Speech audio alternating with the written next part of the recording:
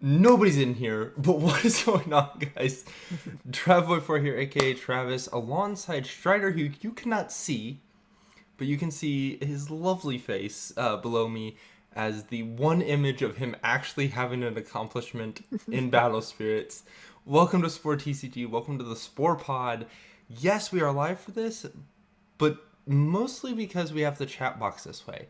And our whole focus here on the Spore TCG and Spore Pod is bringing locals to those who don't have any and having our community involved in any sense of the word. So, Strider, if you want to go ahead, introduce yourself, hit us with accomplishments, how you got started in Battle Spirits, and any prior game knowledge.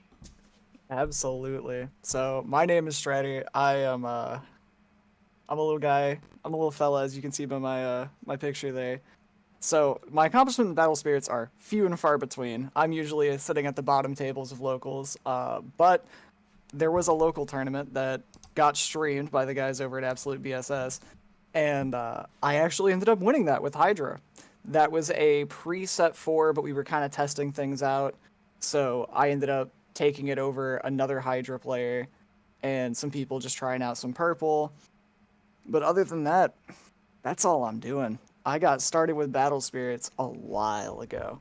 I got started in set 1 on launch. I was playing white. I was like, I'm just waiting for blue to drop. Blue's going to be awesome. I took a break after set 1 finished its life cycle and we were starting set 2. Got back in at set 3 because of blue. And have kind of just been riding the blue train until Hydra showed up. Hydra was the big thing that really took off for you, because I remember we were doing that testing and neither of us really knew what to start with, because I had started with Ira and it kind of just took off from there. That you wanted to take Hydra. By the way, guys, I am trying to fix the chat box. I think Dashy broke it and we haven't even been here for 30 seconds. But no, so I want to go into there it is. There, now I can see it. I want to go ahead and go back to the accomplishments. So, first and foremost, shout out to Absolute BSS. Fantastic group of guys. I play tested with them for Portland and Atlanta. But you played against Matt in finals, and that was the purple list. Right. Uh, and he was playing Maduke, but didn't see it. Do you remember exactly how many turns, or about how many turns it took for Hydra to get online? Because I don't feel like it was that fast, that game. So turn 1, it was game 1. It was turn 4, I think. Turn 4, I had Hydra, and then that got removed, and when I transitioned into Allegro. Allegro is what won me both those games in finals. Yeah. And then Go game ahead. 2, I think it was turn 7. I got Hydra. And I feel like Allegro, after you played Allegro, because you initially were the one who told me I have to play it, have to play it, have to play it. So as soon as I think I saw it in the stream, it immediately hit my main board for my future list, and I haven't taken it out yet. Because Allegro was one of those cards that you don't remember it exists until it slams into your face. And it hits. It hurts. It disrupts board state. You can't really attack over it. People are so worried about Hydra that they burn out of removal trying to stop it, and then Allegro just kind of sneaks in when they fill their graveyard themselves. Yeah. Yeah, exactly. So, well, that is Strider. What is up, Clamp God? I know that has been one of our local players, which we'll get to talking about him in a little bit. Kind of. We're going to touch very briefly on some local results from yesterday, actually. But guys, my name is Travis. I was a Worlds qualifier for this most recent season. I played at Atlanta to get my invite. I finished 36th, I think it was. Went to Portland, didn't do so hot there. Finished 92nd or something like that. Went to Worlds and finished 80th, which was in and of itself an incredible experience. But I am certainly more of the competitive side. I've played Pokemon for about 5 years. That's where I started with Battle Spirits. Was talking to our local store owner, Scott. And he and I were kind of talking about how I was getting burned out from chasing my world invite for Pokemon, traveling to Orlando, Peoria, all sorts of things like that. And finally he was like, look, there's this new game, comes out in April, you should try it. I didn't get to start playing until April. It took 2 weeks for me to win a tournament. So if that doesn't tell you what range we're working with here on the Spore Pod and Spore TCG, I don't know what will. You have Strider, who card does funny things. And you have myself, who's like, oh no, this card is actually insane, and we actually have to play it because it's good, not because it's funny. Which is exactly what we built this on. So we're going to have a number of things throughout this episode, throughout the entirety of this channel, throughout the entirety of this podcast, where we are going to compare things, both in fun, casual sense, and just straight competitive. We're going to have conversations of, this card's super funny, this card's super bad, or this card, like today, this card is abysmally terrible for the game, this card is breaking the game. Yeah. So we will have our fun guy scale a little bit later on. I don't want to get too much into that, but I think that's going to be a fun thing that we'll do each week. Just kind of braining up what did well, what didn't do well, and then diving into individual cards and giving you guys how fun they are casually, how good they are competitively. All right. Well, look, we got through that a lot faster than I thought we would. But Here's where it gets fun, though. But we get more time for this. So, we had locals yesterday in Bulldog Community Gaming. And it started as a meme week. So, there were a couple of us who kind of got together. We're like, look, let's just play something else. Play a different deck. And due to unforeseen circumstances, that did not happen. I'm going to pull up these results. You guys aren't going to be able to see them on screen. But I'm going to pull up these results on my phone. I want you guys to understand, this is not a healthy format. Yeah. First place, Hydra. Second place, Hydra. Third place, Valkyrie Callista. Fourth place, Hydra. Fifth place, Yellow. Sixth place, Purple. Seventh place, Hydra. Eighth place, some Valk combo list. Mm-hmm. Ninth place was a waifu deck. This is the definition. We had 9 players at this local. 4 played Hydra. And it finished in the top 4, 3 of the spots.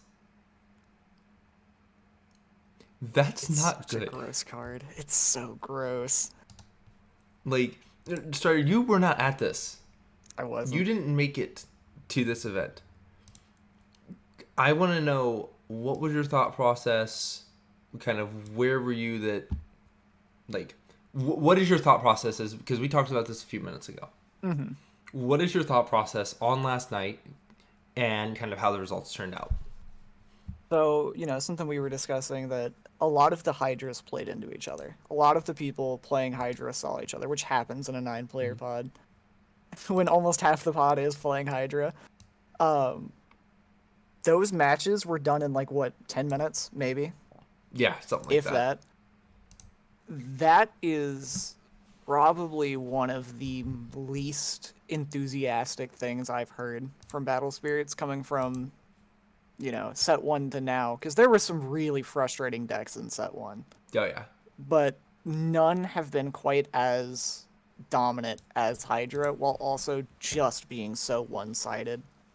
Yes. Even the mirror match is one-sided, and that's just... I feel like that kind of showed out with how quickly that locals got done. Because, they usually run till about 9:30, 10, and I don't get a text from you until 11-ish. I'm pretty sure you and I started talking about 9:15-ish last night.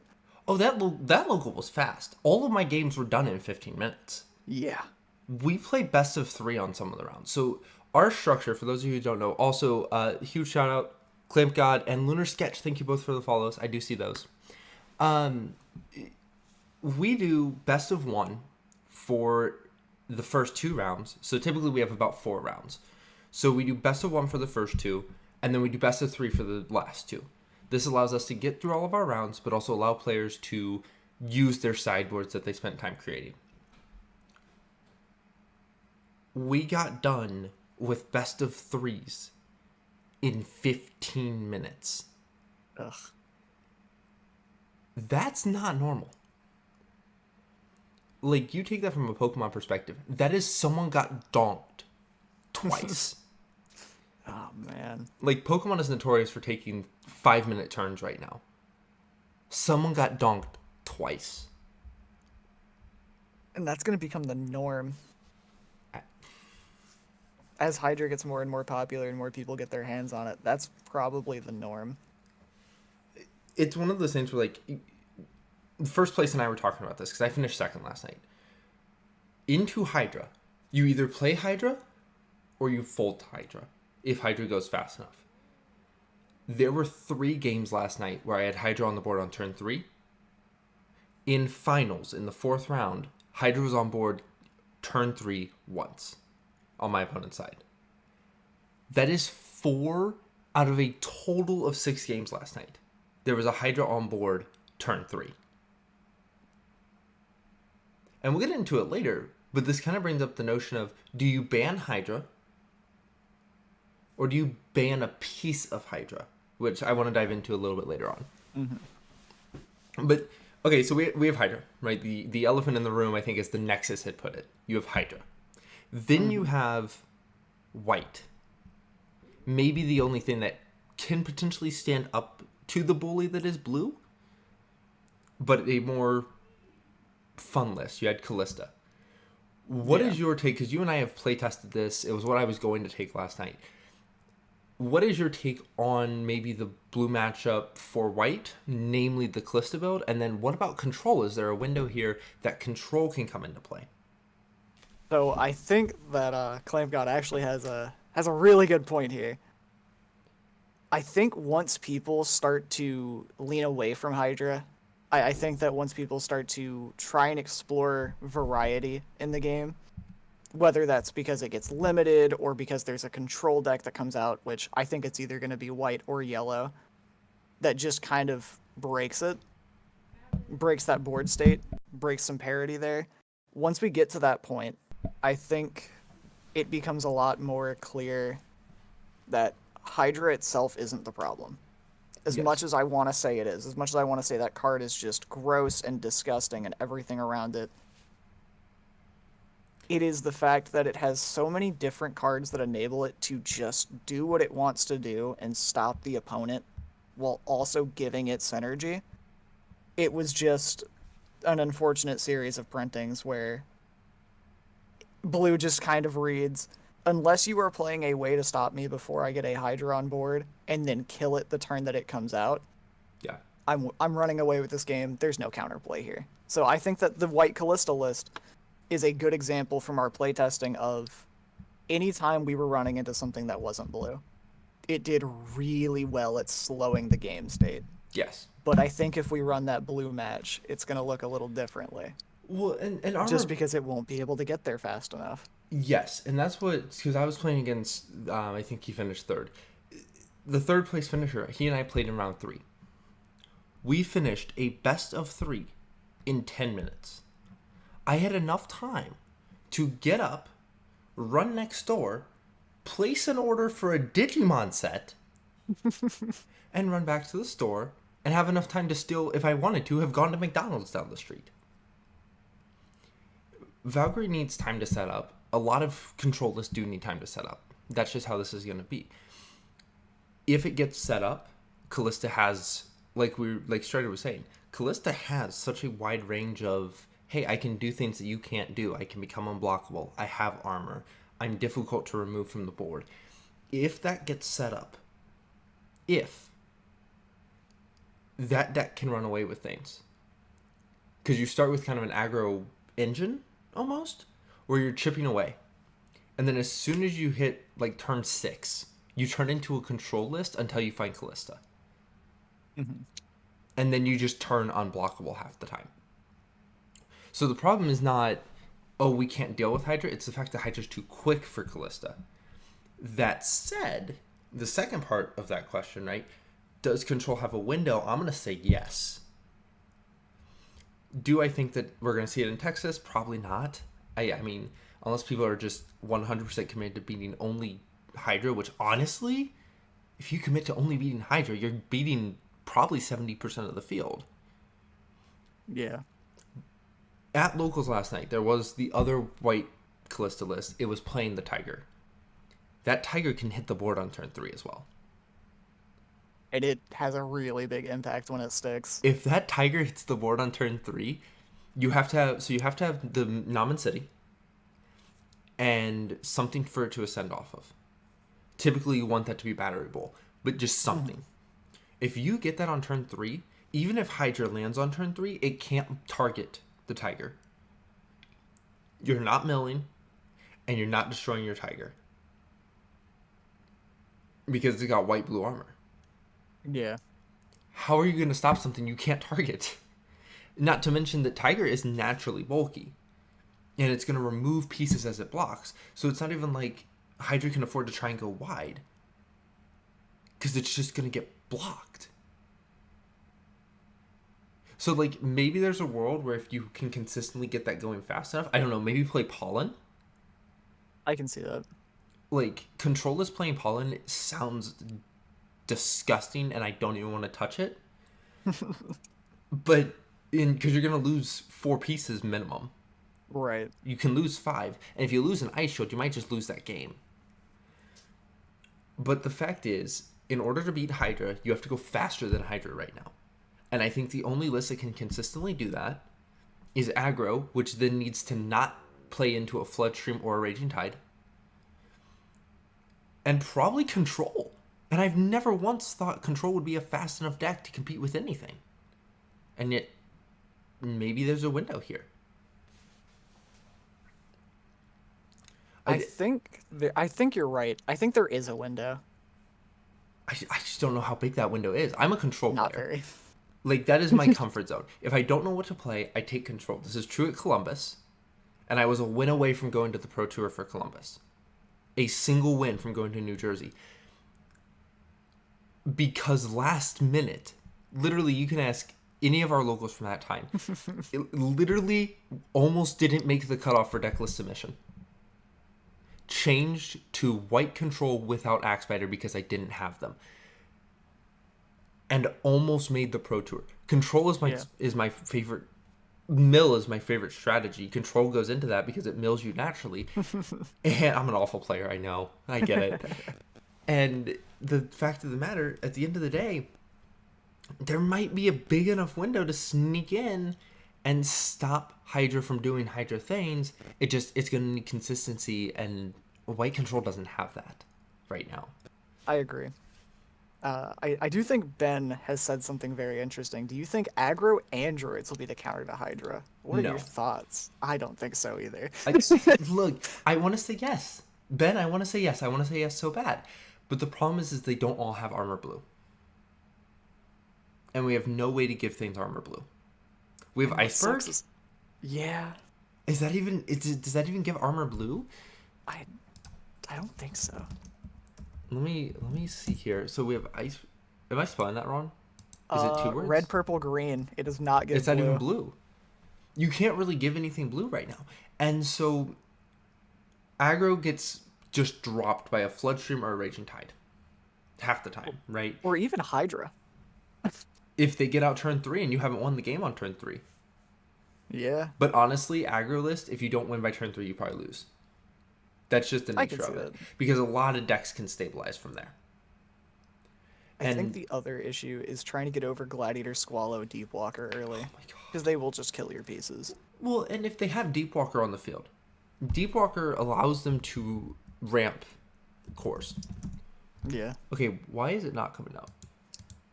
Oh, I know why. Deepwalker allows you to ramp cores. So, when you block at level 1 and 2, you may exhaust one of your nexus to place a core from the void onto that nexus.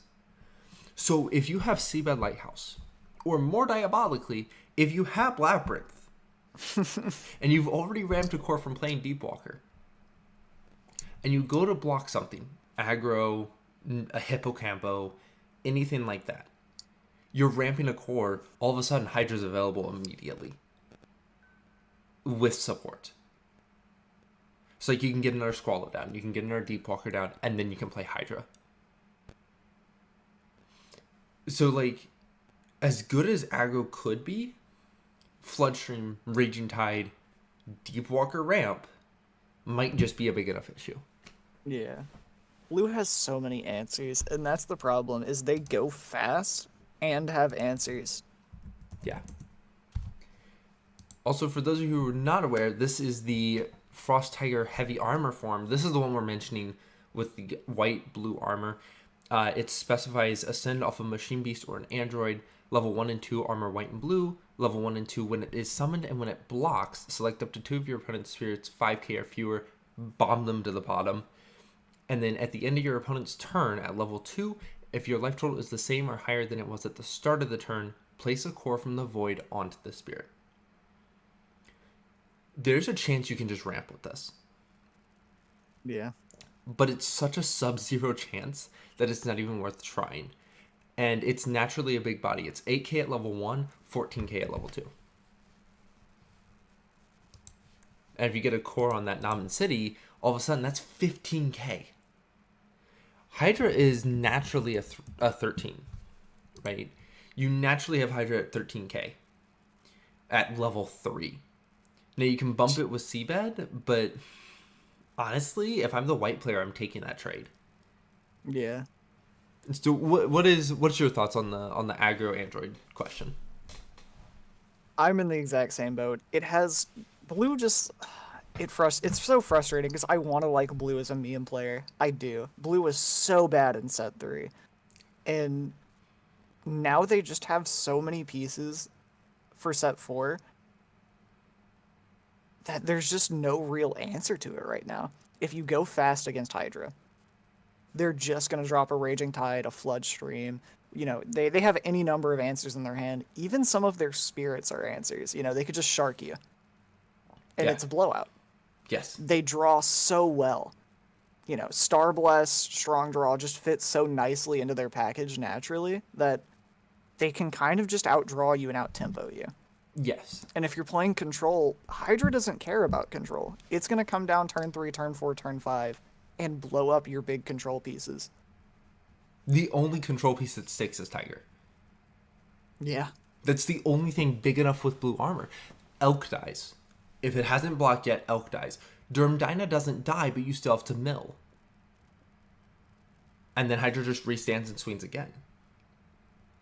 It's one of those things where all of our normal control pieces, Durm, Elk, Namen Guard is like the only thing you maybe want to blow up.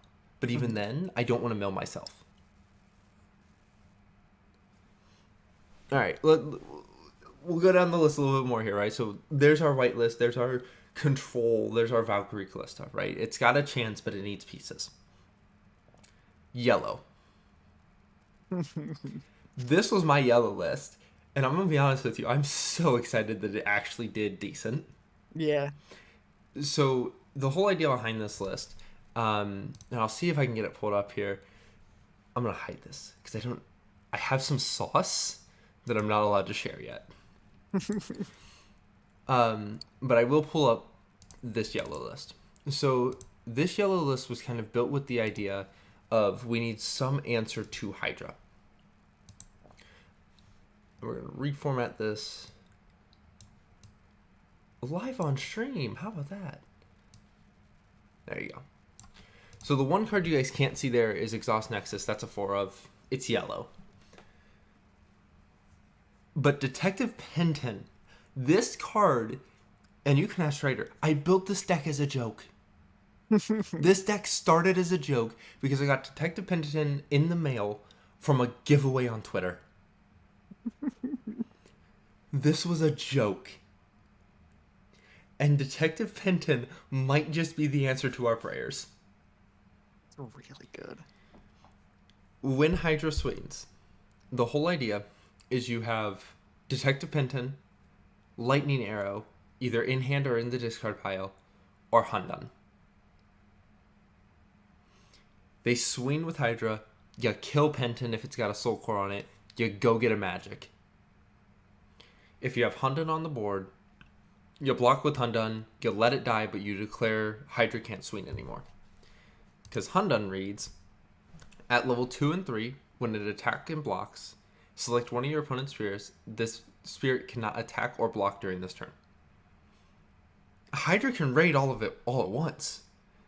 I'm unblockable as Eagle, Gembu, any of my Fable Beasts. So I don't care about the fact that you can block me next turn. I don't Right. want you to swing again. So this deck is built purely to stop you from swinging. Nothing else. You played against this list because I was testing this list against you. What were your opinions? Because I know you were initially like, "Oh yeah, this is cool," but I don't know how I feel about it. And then you had some opinions. I did. Granted, the opinions come from me playing meme Star Dragons. So take this with a grain of meme salt coming at. But it was very incredibly frustrating. I would, turbo out turn 3, 4, and then just stall. And I couldn't get over the wall. Because didn't matter what happened. I could swing with my entire board, I could slam a Nova and go wide. And you just dropped a lightning arrow, then recovered on the next turn. And I think there's some glory there for that, and I think that Hydra is gonna feel that a lot. Because going out turn 3 Hydra and then just turn 4 onwards not being able to swing with it again feels really bad. It's one of those things where if you have the answer, if the answer is in color, you absolutely play the answer. And with yellow, the answer might just be Godslaying. For those of you who don't know this card was talked about. I was on the Absolute BSS podcast. We talked about this card so much. If you haven't seen that episode, it's the one about Portland. If you haven't seen any of their episodes, what are you doing? Go watch their episodes. But Godslaying is an incredible card because if you have 3 symbols on the board, this costs 1. So if you have a Detective Penton that stays alive, you use that Penton, you let something die, you have Penton, you block with Penton, and then you Godslaying a Hydra. And I'm sorry, but there is something so special about a penguin that looks like a stuffed animal nuking the greatest card from the set. There is something majestic about it. There is absolutely something satisfying about it. And if it sticks, well, congratulations. Next turn, when they kill your Penton, you get it back. Like, that might be the most important piece, is you get it back next turn. Yeah. I did get questions about this card. So, Strider, are you watching the stream? I am. Okay, so you can see this card. Chad, this is Secret Flower Garden. This is the bane, as you can hear Striders cry. This is the bane of red players. Anytime, It is the worst. Anytime you destroy one of my Nexus, I get a core into my life. You don't like the fact that I'm playing Phantasmal Paradise? I get a core into my life. You don't like the fact my Blessed Cathedral is going to trigger 14 times in our game because you have Nova? I get a core into my life. And now all you're doing is giving me a chance to keep going. Because Ira can come down. Ira can swing for 2, and I don't care. Because I have 19,000 life now. Oh, Ban Penton. Ben, no. It's even worse when you had 2 of them, because killing just any single Nexus felt so much worse. It just became so much worse. Because now I'm going from swinging 1 time with Horn Tricera to swinging 4 times with Horn Tricera to finish a game. It's one of those things, like, you don't think a card like this is so effective until you see it hit the board and you go, oh, my entire strategy of taking away your draw engine, your ramp engine, your whatever, it's irrelevant now because you're going to do both anyway. And I have to pick as the red player, am I giving you draw or am I giving you life? And honestly, in that matchup, I don't think there's a right answer right now. I don't think so either. But absolutely, into red, that is the card of the year. Also, dude, anyone who tells you Arvital is a bad card is lying to your face. I love that funny little goober. Detective Penton has everything down to a science. He is tracking down Hydra as we speak, and I fully expect a statement from him within the next week. No kidding. But that's absolutely like this list was just built as a fun off Hydra kills Hydra thing, and it just has so many answers. Like if you count this, right? If we just count the straight answers, right? We're not going to count the fact that you have Penton to mill 2 and then get a core back and yada yada yada, right? If we ignore all that, you have Hundun, that's answer number 1. You have Godslain, which is answer number 2, and you have Lightning Arrow, which is technically answer number 3.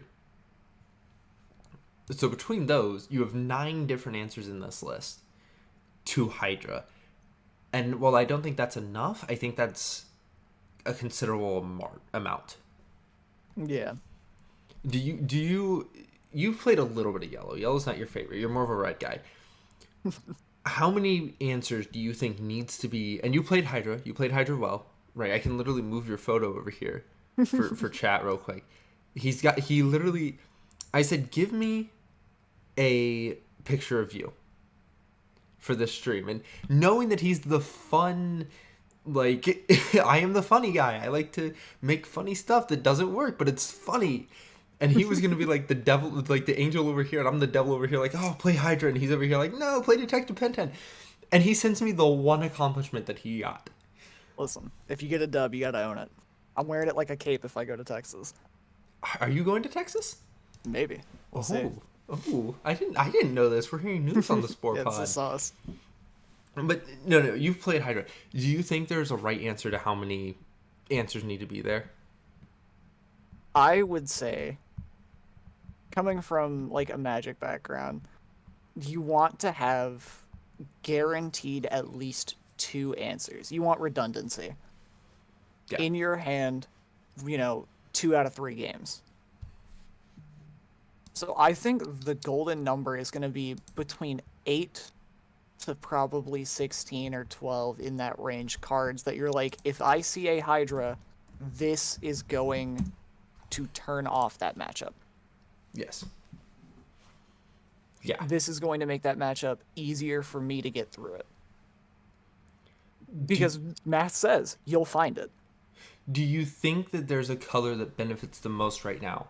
Like, is there a color that has White. the best answer? White. How about best magic? Because I don't think white's got the best magic for it. I don't think so. Magic, as bad as it is to say, probably yellow. I think yellow has sauce against Hydra specifically. Namely, our lovely Godslains. Most Godslaying. specifically. And this is going to be crazy. Angelic Pressure, if I would have seen that in my tournament where I took Hydra, if anyone had just gone, oh, you're going to turn 1 deep blocker, Angelic Pressure, I lose on the spot. Yeah, our list was not built for speed, though. Yeah, our list wasn't built for speed, but just being able to say, I understand that you're relying on this 1 or 2 aberrations that you draw on hand to turbo out Hydra. I'm going to remove them as soon as they hit the board. I think yellow and red do that better than any other color. Yes. Yes, absolutely. All right, let's go to the next one. We've talked about yellow now.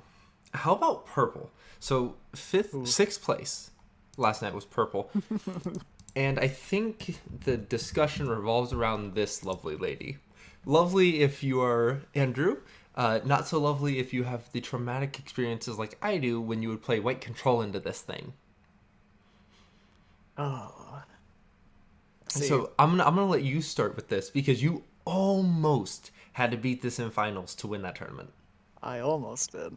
I got very lucky that in both of the games that I saw Matt, because I saw Matt in Swiss and then I saw him in finals with Hydra, that he didn't see a Maduke once. It didn't matter in the first matchup. Let's make this clear. Yeah, didn't matter. But man, this card sucks for any deck. If you see a Maduke come down, it just sucks. There is no words I have to describe how I feel about purple. I've always been a D1 purple hater, but like man, Maduke is just the end, like the absolute pinnacle of why I dislike the color. Because it just does everything. It hits really hard. It's really hard to remove. You can't really interact with it. It's just so good. It's so good at dealing with Hydra specifically. Because if they swing into it, you just start taking their life for it. Yes. You just start punishing them for wanting to do what they have to do. Yeah. Maduke, and you can ask Andrew, I hate Maduke, right? Like, I was a white control player all of set 1, most of set 2. Maduke is the bane of my existence. I literally kept playing Snowflakin'. I kid you not. I kept playing Snowflakin' because of this card. And now in set 4, my nightmares have returned because she took a 3-month hiatus from traumatizing me to show back up. And I was talking to the guy who won, Jay. I was talking to him. And I said, do we have an answer to stop Mill? Because Maduke stops you from taking my life. And I take life from you instead. So if I've taken, 3 chomps out of your face early in the game with serpents, this comes online, and then what do you do? But what if we had Eternal Shield? For those of you who are not aware, this card's silly. This card is hilarious. During this turn, it's 3/2 reduction. It is a white magic.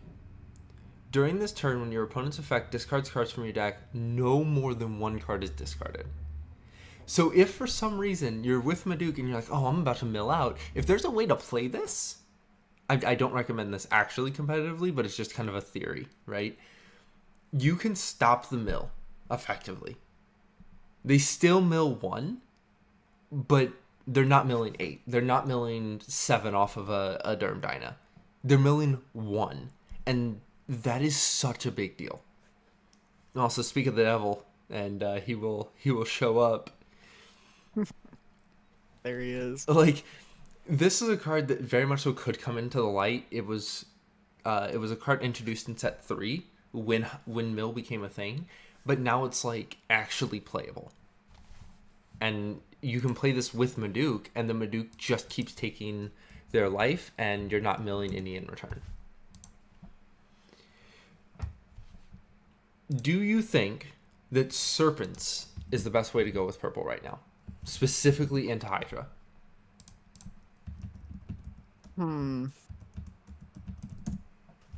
don't know how I feel about serpents specifically. They're really good. They're really good, but I don't know if it's the best into Hydra. And we've got a no from Andrew. So I'm waiting to see what he says is the best into Hydra. Because I feel like this is the best purple deck right now. Is Serpents. And that is from a me perspective who doesn't touch purple with a 29.5-foot pole. Like, I think Serpents is the best deck in purple right now because you can target things and Curse comes online. So if for whatever reason a Hydra stays exhausted, it never should. But let's say a Hydra stays exhausted. What is stopping you from swinging Curse into it?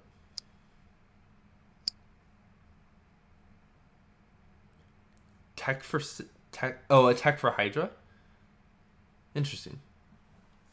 Interesting, yeah. But no, it's like, what if they for whatever reason leave a Hydra exhausted and you can just swing into it, right? Just slam face into it with Feynlon on the board.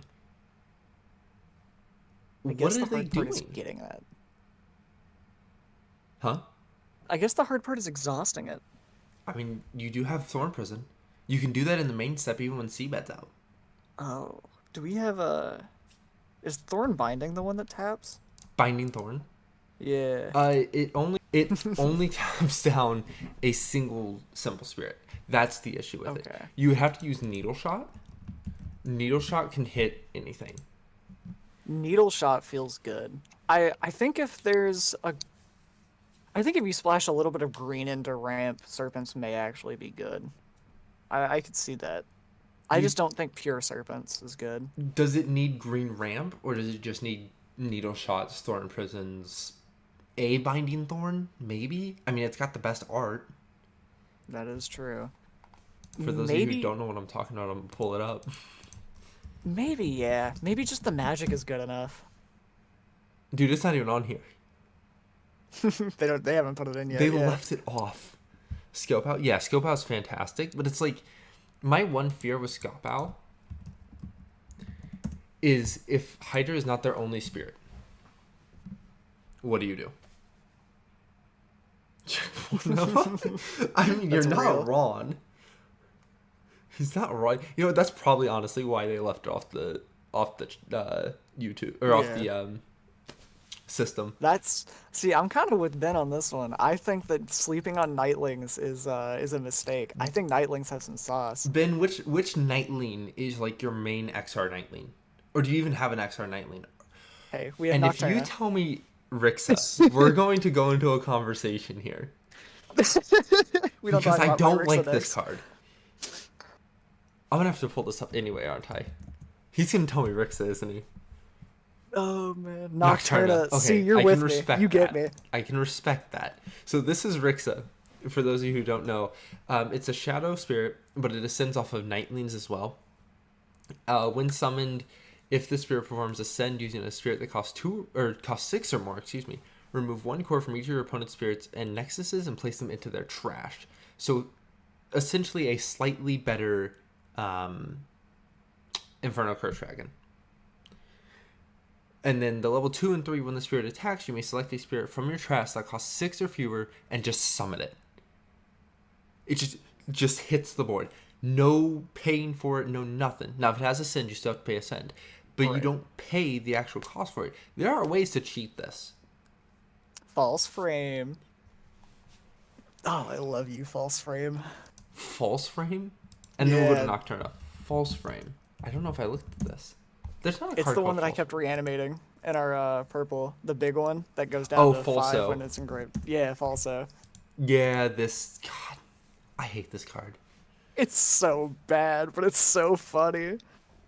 So, False Frame Angel Falso is an undead 8 cost 4 reduction. Treat this card as though it costs 5 while it isn't in the trash. So you can target this with Rixa. When summoned, remove 2 cores from each of your opponent's exhausted spirits and place them into their reserve. And then during your attack step, when one of your spirits is blocked, for each symbol on that spirit, remove a core from your opponent's blocking spirit and place it into their reserve. I would be lying to you if I said I didn't want to build this as like a main cornerstone. We actually have pieces for reanimate now. I've tried. I've tried so hard. I've got my Oh, world's man. promo. Like I kind of want to try it. But Oh. she's got 6k at level 1 for 1 core, 9k at level 2 for 3, and 12k at level 3 for 6, which is respectable numbers. And then there's Nightlings. And there's Nocturna. Oh, Nocturna. Which I think we know why Ben's bringing it. Yeah, it's. I get it. We don't even have to say it. we don't even have to say it. So Nocturna, Ancient Castle Guardian Nocturna is a Nightling, 7-drop 3 reduction, 4k at level 1 for 1 core, 6k at level 2 for 3, and 10k at level 3 for 6. At all levels, when it attacks, it is cursed. At all levels, when it is destroyed, select 2 of your opponent's spirits. Remove 1 core from each of those spirits and place them into their reserve. Place a core from the void into your reserve for each of your opponent's spirits that is destroyed using this effect. And then Oh, man. at 2 and 3, when it attacks, you may exhaust one of your Amethyst Sanctuary Nexuses to select a spirit card with curse from your trash and summon it. It's kind of good. It's kind of hype, actually. You have to play Amethyst Sanctuary, which sucks, but like, Ben, there's a reason the SPR isn't on the system. yeah. I'm not lying to you either. It's genuinely not here. There's a lot of the SPRs just aren't on VSS Dev, Oh, which there's hurts my reasons. soul a little. Like, Yeah. it makes sense. It makes sense. He would like to keep his website, is what I'm seeing.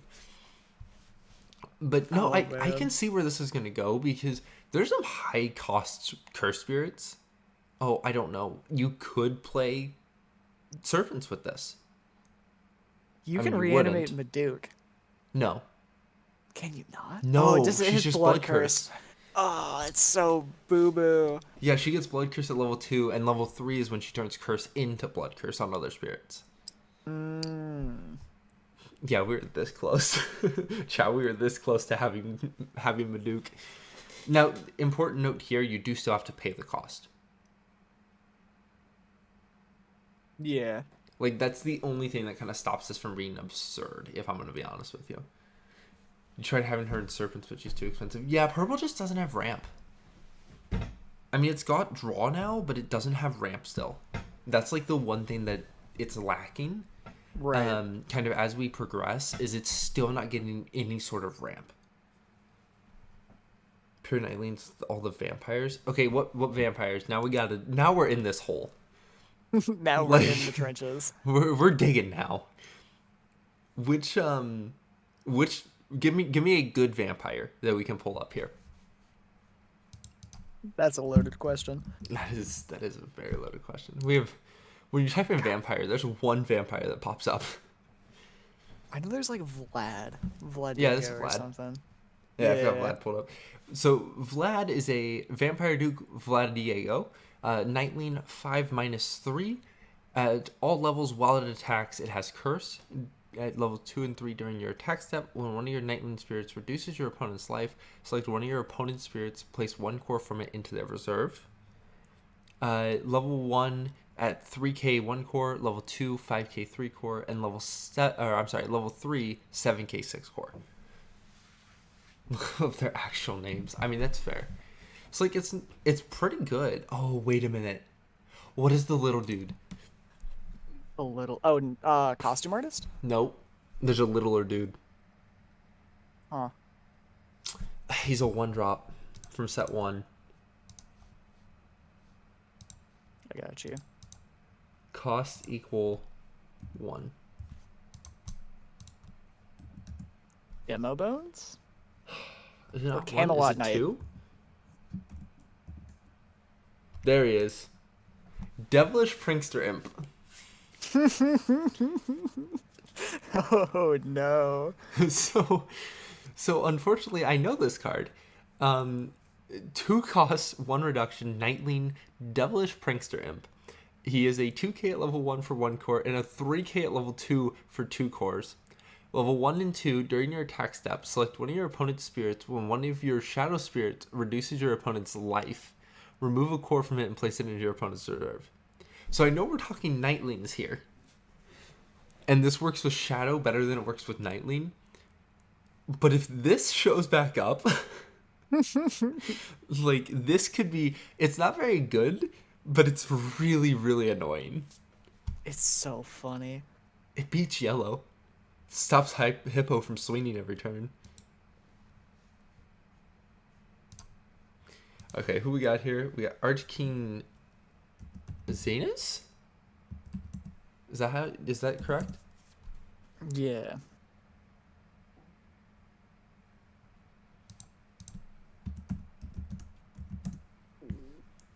Oh, yeah, he's from set 1. All of your... Oh, God. It's dual eagle. It's dual eagle on a 7-drop. That's so cheap. That's disgusting. So cheap. Oh, I don't like this. So we have Oh, Phantasm Archking Zenus. He is a Nightling 7-drop 4 reduction. At level 1 and 2, while he attacks, he has Curse. At level 2, all of your spirits with Curse cannot be blocked by your opponent's level 1 spirits. That's so funny. That's disgusting. That's actually kind of hype. I mean, that's Maybe so hard there's to some get on sauce. board. Especially since you can't ramp. Yeah.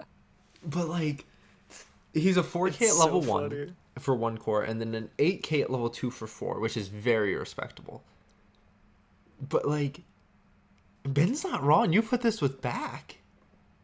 Yeah. Or even if you just drop a single Curse Dragon. I mean, there's a world where if they're only playing level 2, you drop them all to level 1. Because no one's putting extra cores on right now if they don't have to. Yeah. Darkness Count? Yeah, I know Darkness Count's the new one.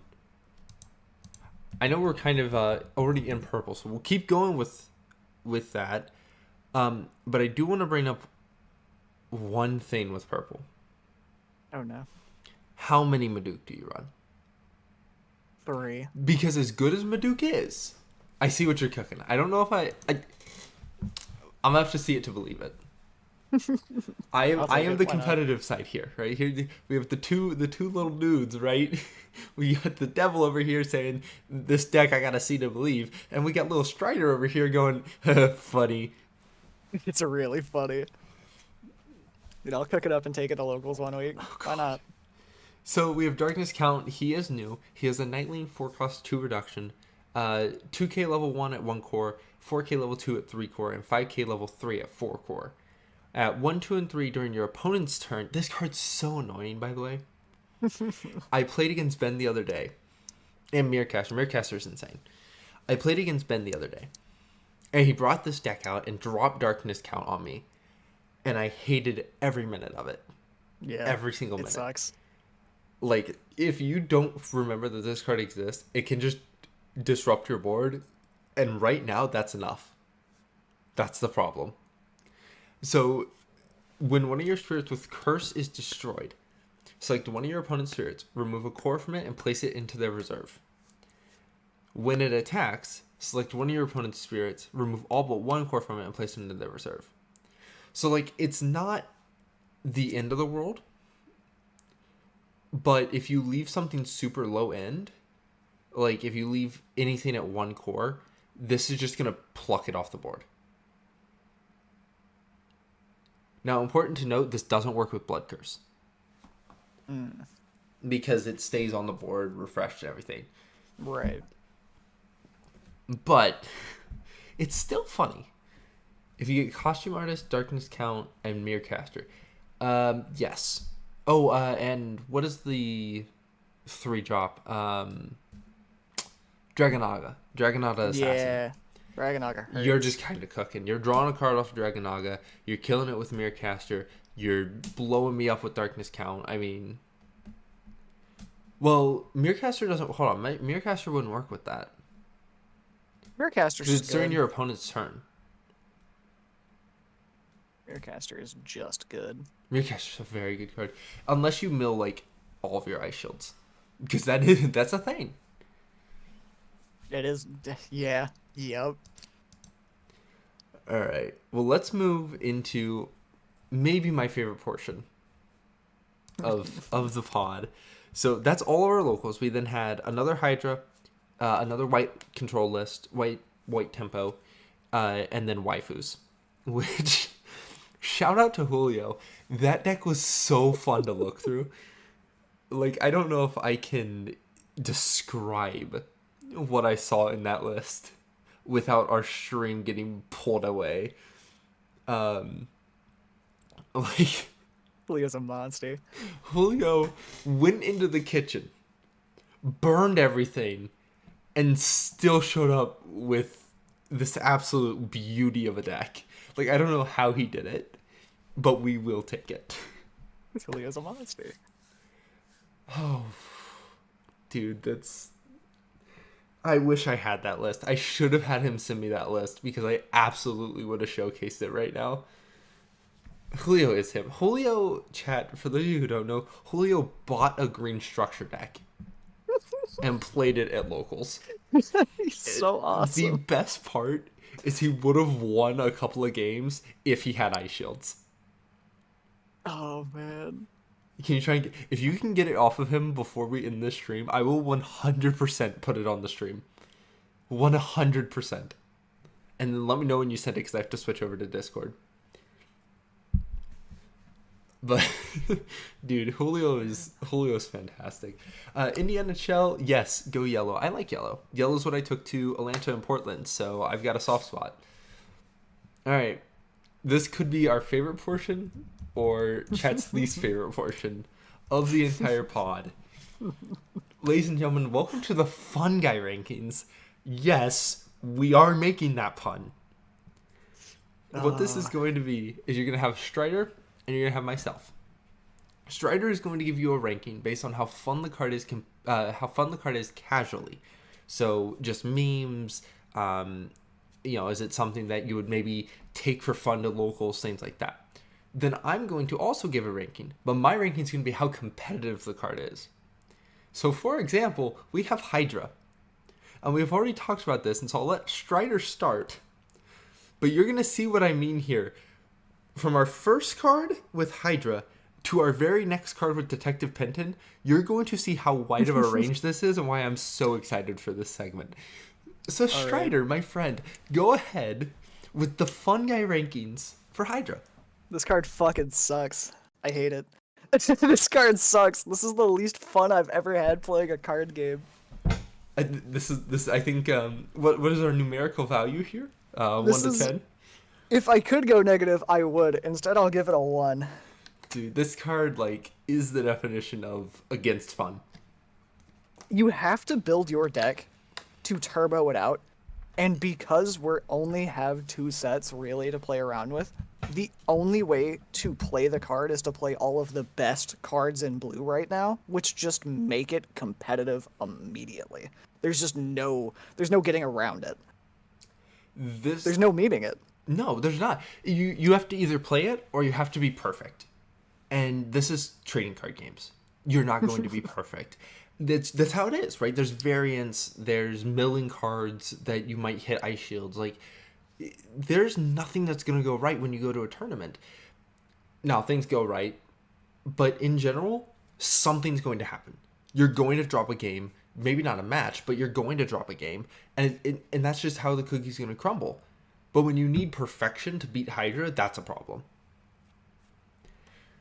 And it comes up a lot. Yeah. With that said, my Fun Guy rating, of course, gotta remember, this is the competitive side. This card cannot be more of a 10. As we spoke about earlier, the ability to mill cards, the ability to hit for 2 life, the ability to destroy spirits. We said, hey, let's take every aspect of the game, shove it into a card, make it only a 7 cost. Oh, and by the way, you can play it on turn 3. Yeah. There's nothing you can do. Now, this does bring up a point that I kind of teased earlier. Do you ban Hydra? Or do you ban a piece of Hydra? The one that I told Strider earlier, and I think this is the right answer, is you ban Seabed Lighthouse. And let me tell you why. If you ban Seabed Lighthouse, I love this card, right? I play this card in all my Smag list. I play this card in my Ira list. I play this card in my Hydra list. If I have room, this card goes in. This card essentially reads, if you have nothing on board, Hydra can't be stopped. This card also reads, oh, you have an answer in hand? Too bad you're playing off color. So if you're playing yellow, for example, you can't deadly balance a Hydra because Seabed's on board. You can't Thorn Prison a Hydra because Seabed's on board.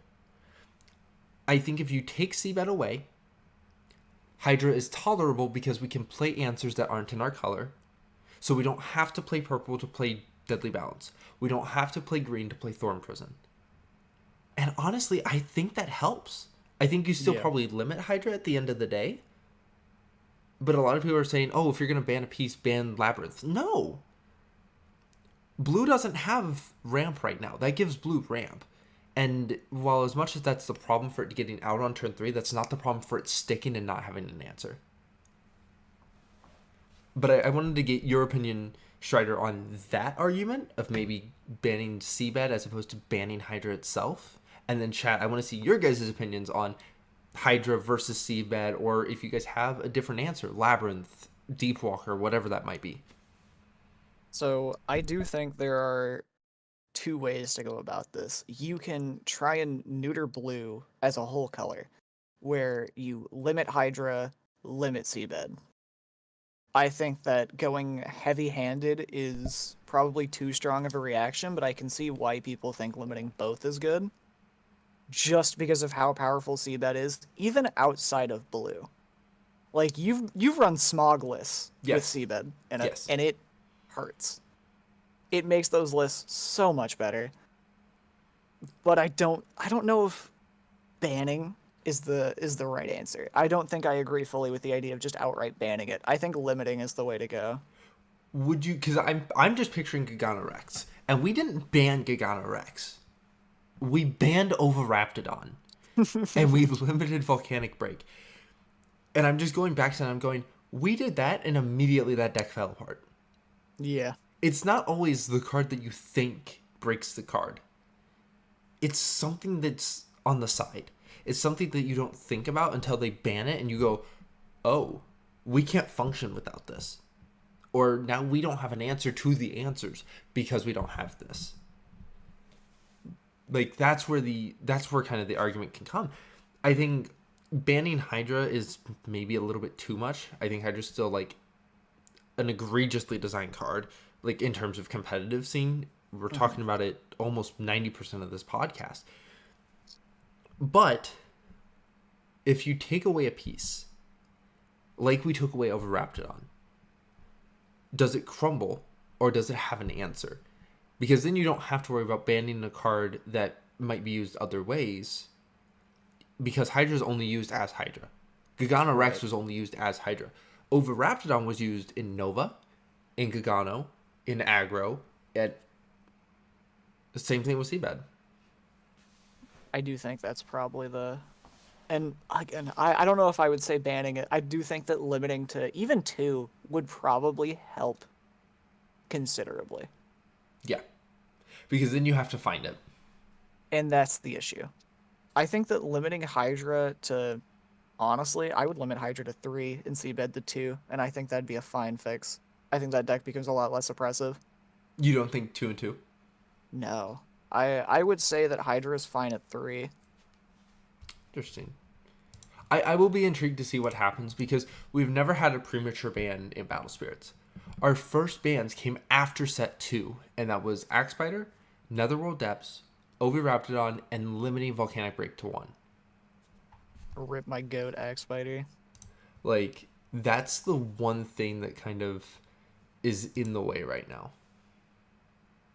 Yeah, I think after Texas, we'll see some news come out about it. Oh, Something. absolutely. All right, here you go, chat. Oh no, are we getting to see the waifu deck? We're going to pull this up really quick, and then we're My going to go right goodness. What is this? back. So, we're going to get to our next fungi rankings here in a minute, but this just came across my screen, and I'm going to set it to the side here in just a minute, and we'll finish the episode with this. But I just want us to take a minute to recognize the chaos that is the waifu deck. Oh, Julio's my goat. So we will come back to this. I promise you we are finishing the episode on this 100%. Like, there's no other answer. We are finishing the episode on that. Thank you, Ben. You are a legend. Rita? All right. That's insane. All right. Well, we now get to talk to the detective. Oh, Mr. Pintan. So we talked about it a little bit earlier. And you guys are now seeing, like, we're going to talk about the super competitive cards, and then we're going to talk about Penton. And this is my favorite part, because now you're going to get to see how close some of these numbers can be. So, Strider, I want to start with you again, because I have played with this card. Yes. You have seen this card. I have. I've played with this card. Have you played with this card? I have. Oh. The All Oops right, All Magic list. dude. Oh, that's right. I forgot about that. The Oops All Magic list. Well, hit us with it. Give me the fun guy ranking for Detective Penton casual. So, Detective Pintan is an interesting card because I don't know about you guys, but look at how silly this little guy is. He's got a silly little hat, his silly little coat on. He's going to work. this is not only such a great, like, well-designed card, it's so cute and so funny. And the stats, so good for what it's supposed to do. It's just supposed to die. And there is no greater meme card than something that exists solely to turbo into your opponent's face and then go to the graveyard as quickly as possible. So this is a 10. Like, this is an easy 10. Look, this card is hilarious, both in the competitive sense because no one thinks about it, and the casual sense for literally everything you just said. I think my favorite part is actually the fact that you see different Penton here. Yeah, Like, I Pentan don't chicks in the remember back. yeah, like you got Penton chicks here. I think this is just Penton over here, just vibing. Yeah. Like, you've literally got him going behind this brick wall about to dish out some magic for free, and Detective's like, so, can I get that back for you, my friend? Like, silly looking card, sillier looking effect. I think, legitimately, this card's probably a 5. I think it's somewhere in the middle of the road to where our luster lists are now coming to life. Oh Right. no, you bounced my flagellum. Well, let me just get that exhaust nexus back on your next swing. Or, like the list that I was playing. Oh no, you blew up my Penton with a Hydra. Let me just respond with, oh, Godslaying? That was in my trash half a minute ago. My favorite play, and I don't remember if it was against you, I think it was against Ben, is he was playing something and blew up my Penton. I think it was Hydra. I think he was playing Hydra because he blew up my Penton, milled the 2, and Lightning Arrow was one of the 2 milled. No. So it mills first, then Death Trigger. And someone correct me if I'm wrong here, because then I could grab Lightning Arrow back. Ben does have Ben has PTSD from all of my list. Mandala, Maduke, Penton, but Smog. yeah, like the ability for Penton just to be like, "What's up? I'm gonna grab this thing real quick, and then I'm gonna let Travis or Strider or whoever slam it back in your face," is the funniest thing and actually has So competitive silly. value. Not to mention, if you have Blessed Cathedral on board, if you have Freestyle on board, you're getting death triggers. You're drawing, you're getting cores, you're going plus like 7 for dying.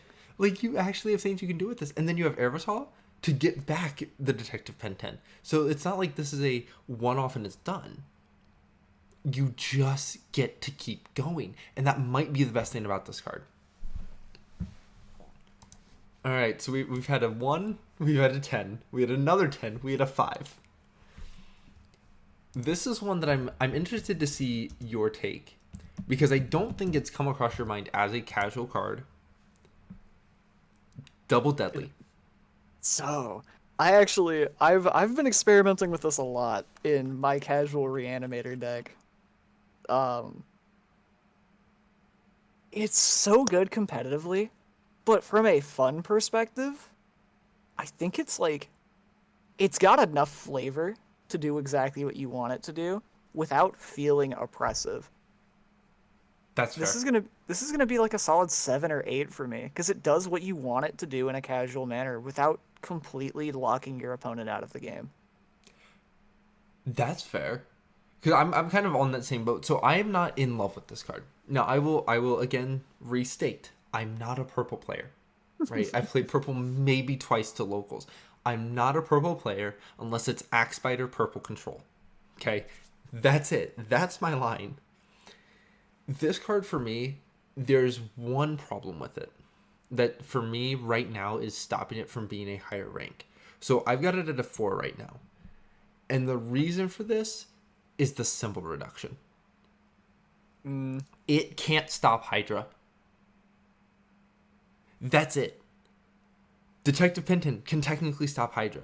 Double Deadly stops the pieces around Hydra. But early game, I would rather this just be a deadly balance.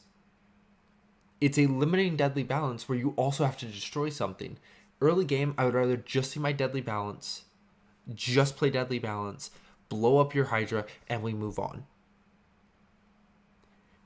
The fact that it has the symbol reduction, or the symbol count, really hinders this card. I know what they were going for. I think you still obtain that by going, oh, sack a creature anyway. Because a lot of times when I'm deadly balancing, I don't have a creature on board. As much sacrifice as purple wants to do, there's a limit for everything. Like, that's the one thing. Yeah. Ben said, I feel like if it didn't have the symbol reduction, easy 9. Absolutely. Oh, This card is crazy good if it doesn't have symbol reduction. Imagine killing 2 Hydras. Like, if you just get to drop this, no symbol reduction, blow up 2 Hydra. Like, that might be the cleanest thing to ever happen. Alright. That one's a quicker one. This one I know you like. And I know Ben has... Ben's got his opinions on this card as well. Horned General Tricera Warrior.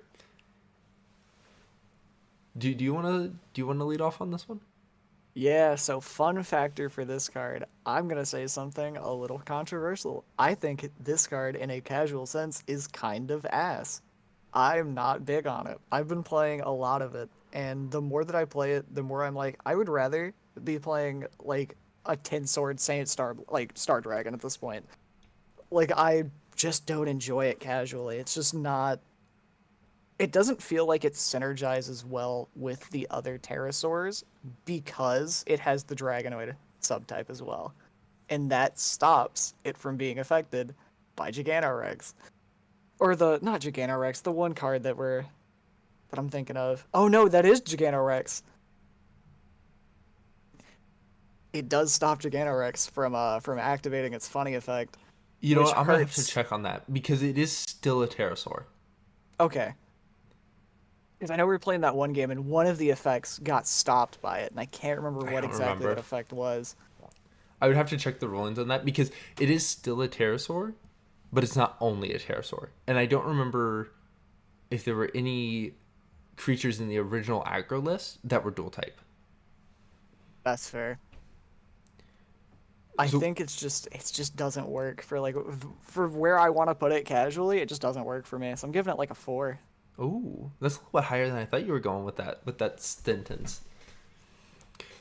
I'm not far from you, though. This is a card that when we first saw it, you and I both looked at it and went, oh god, red has a response to white now. Yep. And it didn't have a response for the longest time. Now it has a response. And then you start playing it and you go, oh, well, you can just stop my Derm Dyna. Yeah. Oh, you just can't bounce. Like, you can bounce my Nova or my Ira if I swing with the other one first. It doesn't stop it like we were hoping it would. And right on the back of Indiana Shell, yes, I think this card would be nice. I think this card is very nice playing against white, except for the fact that it only helps against exhausted spirits. If this just, when this is on the board, stop bounce like Ryud is, I think you have a sentence. Ryud just stops it. No, I think it's limited to like attack step or something, but you still stop bounce. I would have liked that effect on this card. Instead, we get a caveat of it has to be exhausted. Yeah. Oh, that makes sense. So I think this is a card for me went from probably an 8 when we were first talking about it, honestly down to like a 3. This is not a card that's impressed me. You've played it a couple times against me, and Confront has been a big deal. Confront hurts. Confront plus Dino Man is a big deal, but it doesn't do enough to stop me from just going, here, have a whatever anyway. Yeah, I'd rather slam a Camellia Whip. Yes. You get the control aspect from Camellia Whip at least. This is literally just, oh, you can't bounce me and kill one of your dudes. Well, sometimes I want you to kill my dudes. If I'm purple, fine. If I'm yellow, here, have a God Slain as a side piece. Yeah. There's so many things that this can go wrong with that just makes it not worth it. I would much rather just, honestly, give me Droughtworm. Yeah. Give me Dustworm Drought. This card, we'll do this one eventually because this card, I think, this needs talked about. This card needs talked about. And so it's not going to be this episode because I want to save that conversation. because that genuinely could be like a 10-minute conversation. But this is a card I would like. You slam this into anything, and Tricera War it exists. It's there, but it doesn't do enough for any strategy that you want to put it in. It's lackluster for anything you want to put it in, and I would rather just play Ryute. I would rather play Ryute in red than a red anti-bouncer. Yeah. Let that simmer. So honestly, I think it's a 2. I said 3. I think it's a 2. I would rather play yellow in red. I think I think I'm in the same boat with you. I think I'm at like 4, maybe 5 for like fluff value, just because it looks awesome. Oh yeah, dude, this is like the one of my favorite designs on just an XR card. Oh yeah. We're not talking about SPRs, by the way. We're just talking about XR.